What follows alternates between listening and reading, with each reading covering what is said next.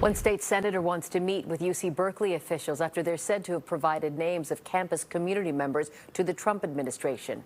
Democratic State Senator Renee Perez of Pasadena says California is more than qualified to handle any allegations of antisemitism or misconduct without allowing what she called the Trump administration's politically motivated attacks on higher education.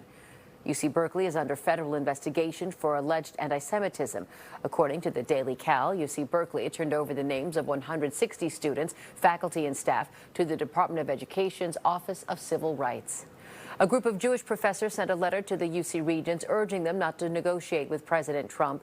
A group of 150 educators argued the president's claims of widespread anti-Semitism at schools including UC Berkeley and UCLA is just a cover to push a political agenda.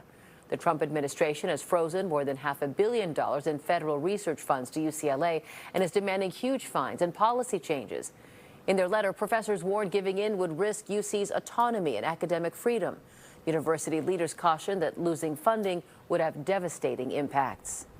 First came the airstrikes, then the artillery. Now Israeli ground forces are moving into central Gaza City, confronting the main Hamas stronghold. Fox's senior foreign affairs correspondent Greg Palcott reports the attack comes as diplomats from the West work toward a ceasefire. The ground offensive in Gaza City is officially underway. Overnight, the IDF intensified its air attacks and artillery strikes. When the sun rose, ground troops began pushing deeper into the city, targeting the main Hamas stronghold and searching for the remaining hostages. I hear Hamas is trying to use the old human shield deal, and if they do that, they're going to be in big trouble. They're going to be in big trouble. Israel's defense minister wrote early Tuesday, quote, "Gaza is burning. Dozens of civilians have been killed so far and many others are missing." Secretary of State Marco Rubio in Doha trying to get the peace process back on track. He says there's now a short window of time to make that happen. We don't have months anymore, and we probably have days and maybe a few weeks. So it's a key moment, an important moment. Family members of the hostages are strongly criticizing the new offensive, claiming Prime Minister Benjamin Netanyahu doesn't care about their loved ones. The Prime Minister is sending more and more soldiers to risk themselves, to endanger the hostages, and to put all Israeli citizens at risk. Diplomats are now scrambling to get a ceasefire in place, but it won't be easy. Egypt, a key mediator, now says it considers Israel an enemy and called on Arab leaders to, quote, change our stance. Strong decisions and recommendations are required so that every aggressor is deterred.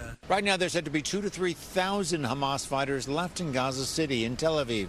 Greg Palcott, KTVU, Fox 2 News. Parents are suing character AI over the death of their 13-year-old daughter by suicide. The Washington Post says it's the third high-profile case in the past year in which a family accuses an AI chatbot of contributing to a teen's death by suicide. Back in 2023, Juliana Peralta turned to an AI chatbot in character AI named Hero, saying she felt excluded from her friend group. The lawsuit alleges the chatbot caused the teen to believe communicating with AI was better than talking with her friends. Less than 3 months into her chats with Hero, the young girl died by suicide. Her parents only found the chat messages this year. Character AI said in a statement, "Our hearts go out to the families that filed these lawsuits. We care very deeply about the safety of our users, and we have launched an under 18 experience with increased protections for teen users, as well as parental insights features."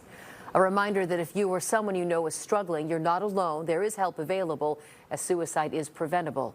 Text or call the National Suicide Lifeline on your screen, 988. It's open 24 hours a day, 7 days a week.